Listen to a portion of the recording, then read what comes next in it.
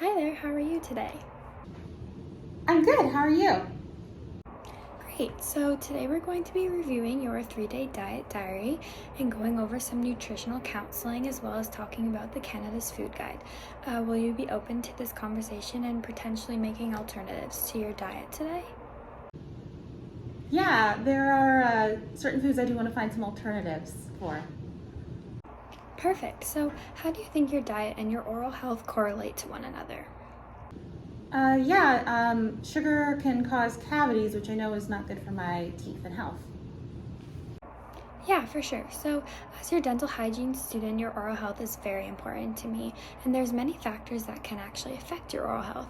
One factor is actually the foods and drinks that we consume on a daily basis. It's really important to keep certain foods in mind when you're choosing what you're going to consume. Things like sugars, simple carbohydrates, soft drinks, and frequent snacking are things that can affect your oral health in a negative way.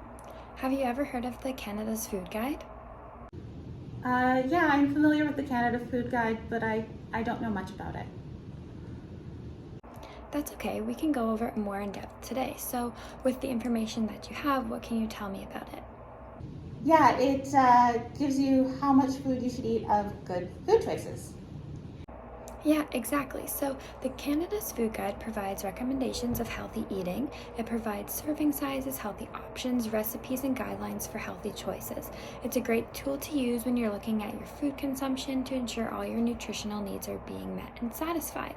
So, some general dietary needs would include 7 to 10 servings of fruit and veggies per day, choosing good sources of animal and plant proteins, eating whole grains, and having water as your main beverage. Snacking would also be kept pretty limited. So, why do you think that might be? Yeah, snacking would be bad because there would always be food in my teeth and mouth. For sure. So, constant snacking, especially on sugar foods, increases your chances of developing cavities. So, eating small, multiple meals each day creates a high risk for foods to stick to the tooth structure and cause biofilm buildup. So if we quickly look at our dental caries process, we can see how high sugary foods would affect our teeth and cause decay and cavities eventually.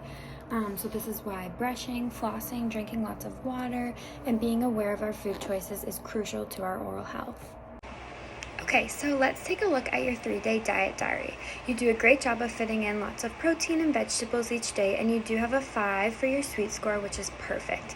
One thing I did notice was your soda intake, and I know you had mentioned you do have a prescription for that from your gastro doctor.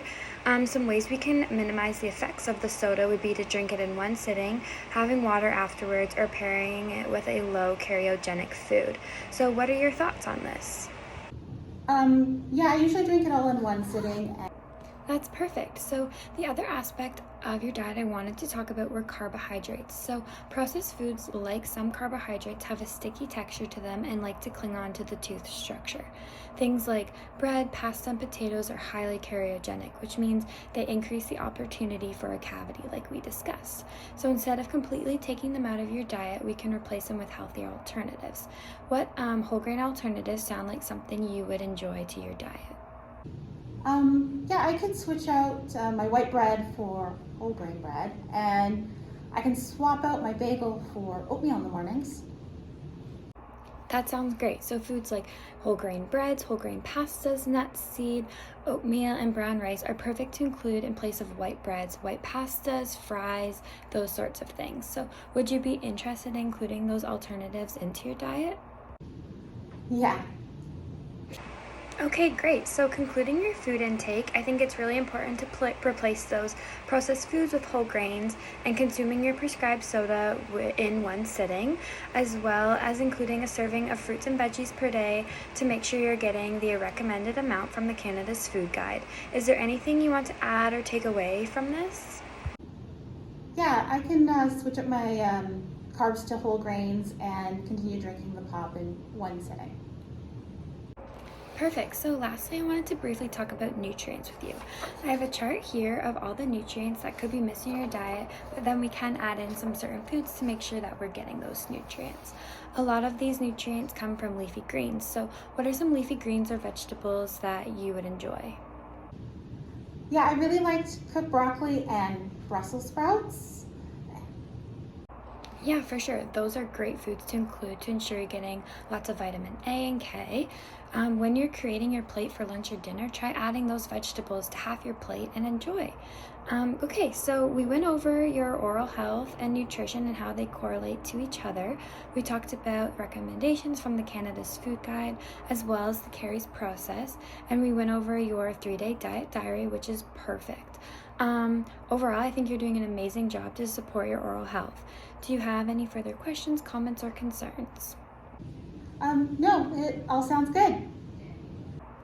Great, thanks so much for coming in today, and I'll see you at your next appointment.